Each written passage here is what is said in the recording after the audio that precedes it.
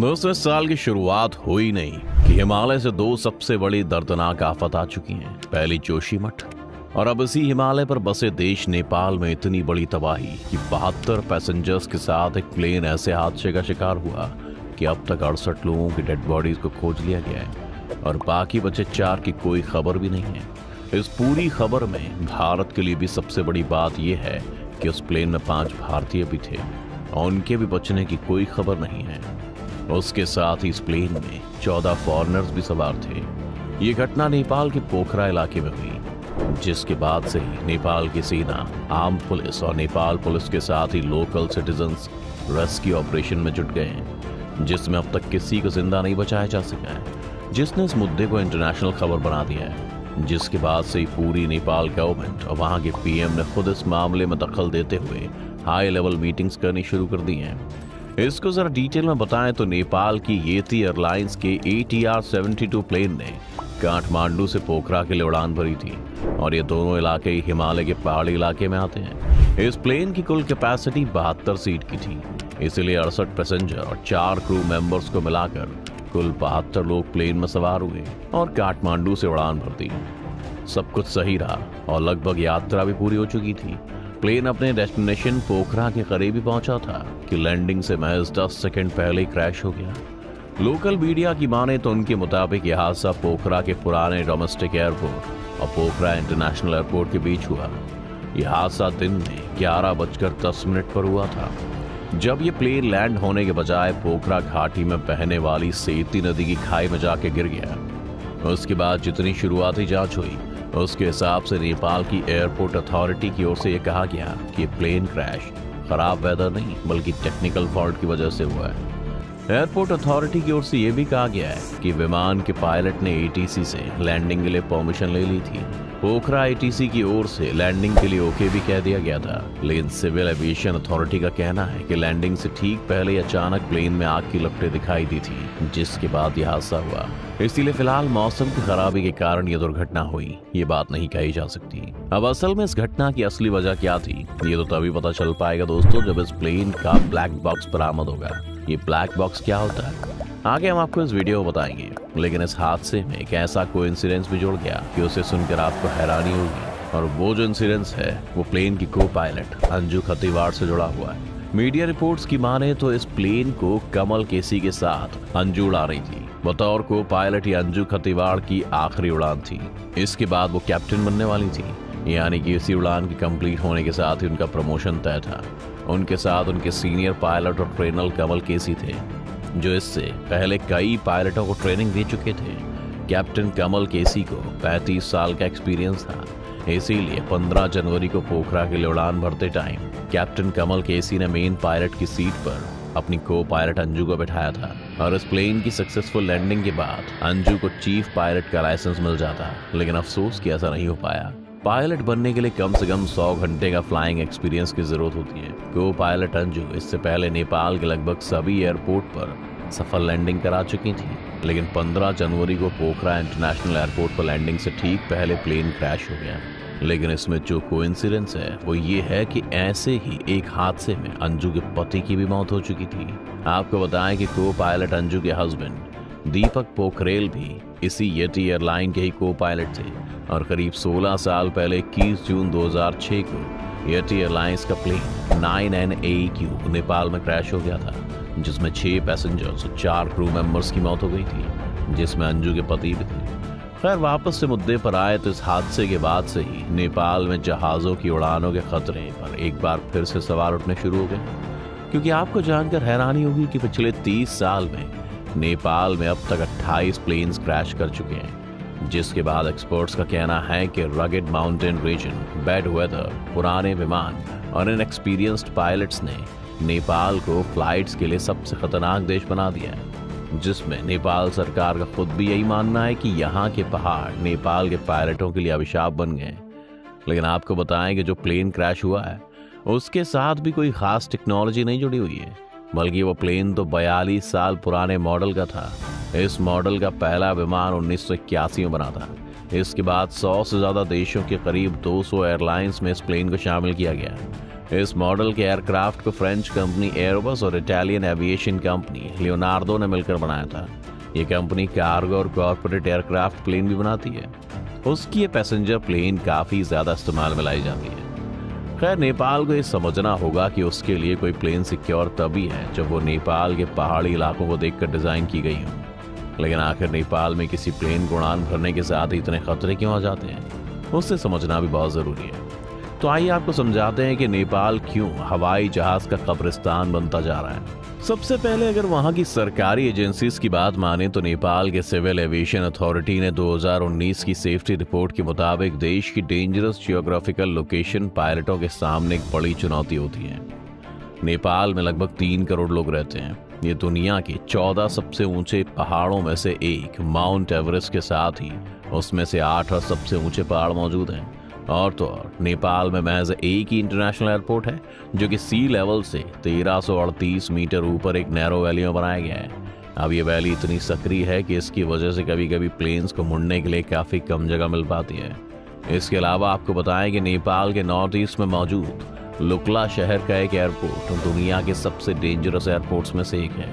अब ऐसा क्यों है, उसे समझने के लिए आपको बताएं कि एयरपोर्ट एवरेस्ट के करीब है और ऐसे में इस एयरपोर्ट को एवरेस्ट का एंट्री गेट भी कहा जाता है। इसलिए इस एयरपोर्ट के रनवे को पहाड़ों के बीच एक चट्टान को काट कर बनाया गया है। अब इसकी सिचुएशनिंग अगर आप समझें तो लुकला एयरपोर्ट के रनवे को एक एज पर जायंट माउंटेन तो दूसरे एज पर खतरनाक खाई है।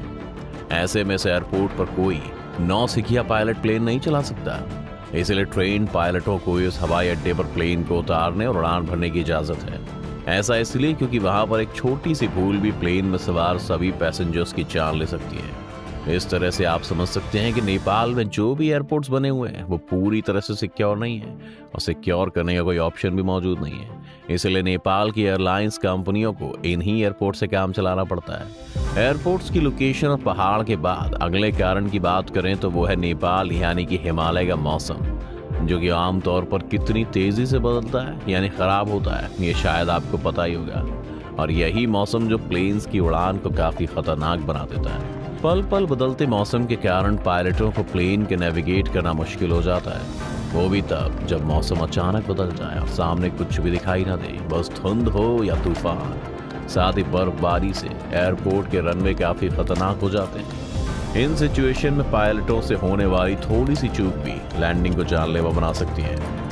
अब ये तो हो गई मौसम और एयरपोर्ट्स की मुश्किलें। इसके बाद नेपाल के साथ एक और बड़ी समस्या ये है कि वहाँ पर आज भी टेक्नोलॉजी बहुत कमी है। इसलिए वहाँ पर आज भी बेहतर रेडार और बेस्ट स्टाफ की कमी पाई ही जाती है। इसी की वजह से पायलटों को प्लेन चलाने में बहुत मुश्किल हो जाती है, क्योंकि उन्हें क्लियर सिग्नल और मौसम का अंदाजा टाइम पर नहीं हो पाता है। इसी के साथ ही पुराने डिजाइन के प्लेन होने के नाते उसमें ढंग से सेंसर मौजूद नहीं होते जो ऑटोमेटिक अलर्ट से पायलट को पहले ही चेतावनी दें। इसी कारण आज नेपाल की एविएशन इंडस्ट्री की हालत ऐसी हो गई है कि नेपाल के खराब एविएशन रिकॉर्ड की वजह से यूरोपीय कमीशन ने नेपाली एयरलाइंस पर 28 देशों के ब्लॉक में उड़ान भरने पर पूरी तरह से बैन लगा रखा है। अब नेपाल एक ऐसा देश है जिसके पास ज्यादा रिसोर्स और जगह नहीं है, इसीलिए इसमें सरकारी अफसर भी इस बात का फायदा उठाते हैं और अपनी एविएशन को और बेहतर बनाने के बजाय करप्शन में मिले हुए पाए जाते हैं। इसलिए आज नेपाल की एविएशन अथॉरिटी करप्शन के आरोपों से भी घिरी हुई है। कहा जाता है कि 2019 में यूरोपीय एरोस्पेस कंपनी एयरबस ने नेपाल एयरलाइंस कॉरपोरेशन के लिए 2 नैरो बॉडी वाले एयरबस A320 जेट की डील के लिए नेपाली बिजनेसमैन ऑफिशियल्स को 34 लाख यूरो यानी कि 3 करोड़ रुपए की ब्राइब दी थी। इसीलिए उन्होंने एयरबस की प्लेन को फाइनल झंडी दी थी। खैर, ये तो एक मामला हो गया, लेकिन ऐसे न जाने कितने मामले हैं जिसमें वहां की अथॉरिटी पैसे लेकर बिना अपने देश की कंडीशन को समझे प्लेन्स को मंजूरी देती होगी, जिसकी वजह से अगर हम आपको नेपाल के प्लेन हादसे के इतिहास से रूबरू करवाएं तो आप भी इसे इंसिडेंट नहीं बल्कि सोची समझी लापरवाही कहेंगे। इसलिए पिछले कुछ सालों में भले ही नेपाल की एयर इंडस्ट्री में तेजी आई हो, लेकिन यहाँ होने वाले प्लेन क्रैशेस में कोई कमी नहीं आई है। खराब ट्रेनिंग और रखरखाव की वजह से नेपाल में ज्यादातर हादसे होते ही रहे हैं। जैसे बात करें 2019 की तो उसमें एयर डायनेस्टी कंपनी का हेलीकॉप्टर एक पहाड़ी से टकरा गया था।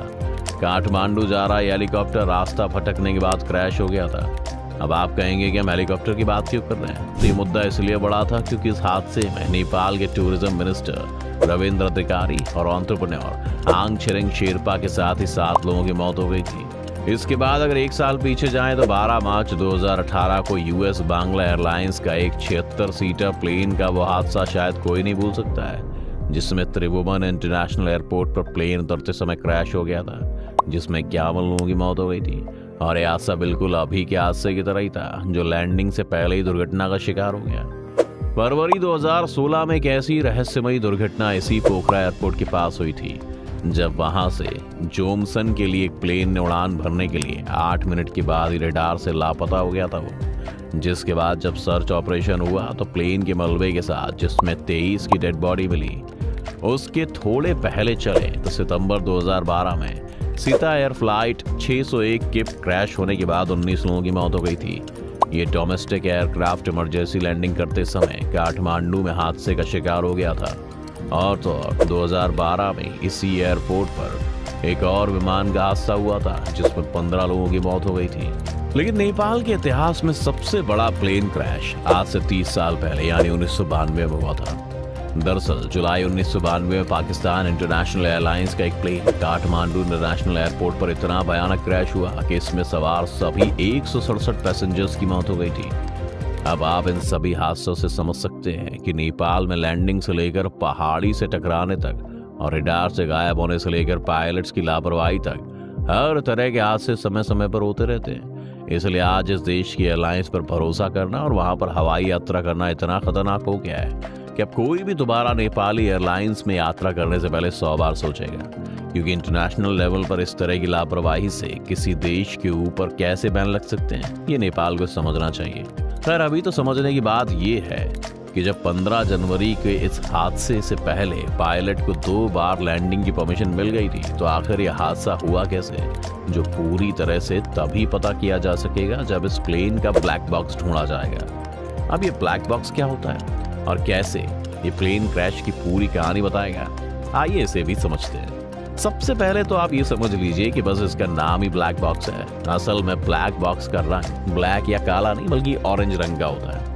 आपको बता दें कि बॉक्स स्टील या टाइटेनियम से बनी इलेक्ट्रॉनिक रिकॉर्डिंग डिवाइस है, जो किसी भी प्लेन के क्रैश होने पर इन्वेस्टिगेटर्स को उसकी वजह जानने में मदद करती है। ऐसा कैसे? तो दोस्तों, दरअसल ब्लैक बॉक्स को फ्लाइट रिकॉर्डर भी कहते हैं। ये 2 तरह के होते हैं, जिनमें से एक होता है जो कि फ्लाइट का डेटा रिकॉर्ड करता है, जिसे FDR कहते हैं। FDR हवा की ऊंचाई, स्पीड, ऊपर जाने की स्पीड और फ्यूल फ्लो जैसी करीब 80 एक्टिविटीज को प्रति सेकंड रिकॉर्ड करता है और इसमें 25 घंटे का रिकॉर्डिंग स्टोरेज रहता है। और दूसरा होता है जो कि कॉकपिट की वॉइस रिकॉर्ड करता है, यानी कि हादसे से पहले पायलट अपनी सीट पर बैठा हुआ क्या बोल रहा है और उसे कंट्रोल रूम से क्या सिग्नल मिल रहा है, वो सब इसमें रिकॉर्ड होता है। साथ ही स्विच और इंजन की आवाज भी इसमें रिकॉर्ड होती है। इन्हीं दोनों रिकॉर्डिंग डिवाइस को मिलाकर एक शू बॉक्स के जैसा दिखने वाला एक डब्बा होता है। यानी अगर आप समझें तो इस बक्से में हर वो जानकारी जमा हो जाती है जिसके बाद में इन्वेस्टिगेट करके असली वजह की पहचान की जा सकती है। आमतौर पर ब्लैक बॉक्स से निकलने वाले डेटा को 10 से 15 दिन में एनालाइज किया जाता है। इस बीच हादसे से ठीक पहले एयर ट्रैफिक कंट्रोलर से पायलटों की बातचीत को एनालाइज किया जाता है। इसमें इन्वेस्टिगेटिंग ऑफिसर्स को ये समझने में मदद मिलती है कि क्या पायलटों को पता है कि प्लेन एक्सीडेंट्स की ओर बढ़ रहा है। इसके अलावा ऑफिसर्स एयरपोर्ट पर अलग अलग डेटा रिकॉर्डर को भी देखते हैं। ये रनवे पर टच डाउन के पॉइंट और उस समय प्लेन की स्पीड बताते हैं। खैर, अगर वापस से ब्लैक बॉक्स पर आए तो सवाल ये उठता है कि आखिर जब प्लेन क्रैश में कुछ भी नहीं बचता तो ये बॉक्स कैसे बच जाता है। तो ये काफी दिलचस्प है क्योंकि बॉक्स काफी मजबूत होता है। इसका अपर शेल मोटे स्टील, टाइटेनियम और हाई टेम्परेचर इंसुलेशन से बना होता है। ये इतना मजबूत होता है कि बड़ी सी बड़ी टक्कर में भी ये जमीन, आसमान और समुद्र की गहराइयों तक में सुरक्षित बचा रह सकता है। ये हंड्रेड्स ऑफ डिग्रीज टेम्परेचर झेल सकता है। इसके अलावा खारे पानी में भी सालों तक बिना गले सड़े अपनी जगह पर बना रह सकता है, यहाँ तक कि जब इसे ढूंढने की कोशिश की जाती है तो बॉक्स के भीतर के इक्विपमेंट समुद्र में सैकड़ों फीट गहराई से भी सिग्नल भेज सकते हैं। ये कहा जाता है कि ये पानी में 1 महीने तक सिग्नल भेज सकता है, यानी एक्सीडेंट के 1 महीने तक की टाइम पीरियड में इसे आसानी से ढूंढ निकाला जा सकता है। लेकिन सबसे दिलचस्प है इसकी बैटरी, जो कि बीकन बैटरी से बनी है, जो 5 साल तक चार्ज करने की जैसे जरूरत नहीं पड़ती। खैर अभी इस ब्लैक बॉक्स को आने वाले समय में उतना कन्वीनियंट नहीं माना जा रहा है, क्योंकि इसे ढूंढने में काफी समय लग जाता है। इसीलिए इसके ऑल्टरनेट ऑप्शन की तलाश की जा रही है। कोशिश ये भी है कि ब्लैक बॉक्स की जगह सभी रिकॉर्डिंग रियल टाइम में सीधे ग्राउंड स्टेशन पर होती रहे। एयर टू ग्राउंड सिस्टम की मदद से समय रहते एक्सीडेंट भी टाला जा सकता है। खैर अभी इसके ऑल्टरनेट आने और 15 जनवरी वाले प्लेन और ब्लैक बॉक्स मिलने में समय लगने वाला है। इसलिए आज जब हम नेपाल के पुराने ट्रैक रिकॉर्ड और वहाँ के खराब एविएशन सिस्टम की बात बता रहे हैं, तो बात डराने वाली लग रही है, क्योंकि ऐसे देश में प्लेन चलाना ही अपने आप में मौत को गले लगाने जैसा है। ऐसे में बेहतर प्लेन और टेक्नोलॉजी की कमी के कारण कोई भी बेहतर पायलट नेपाल की जगह किसी दूसरे देश में प्लेन उड़ाना ज्यादा बेहतर समझता है।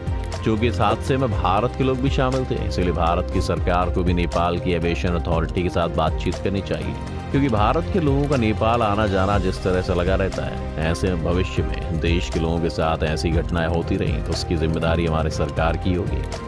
आपकी इस मामले में क्या राय दोस्तों? क्या बड़े बड़े देशों को एक साथ आकर नेपाल की एविएशन अथॉरिटी को थोड़ा और बेहतर बनाने की जरूरत है या नहीं? आप अपनी राय में कमेंट करके बता सकते हैं, और साथ ही इस वीडियो को लाइक और शेयर करना ना भूलें और चैनल को सब्सक्राइब भी कर लें।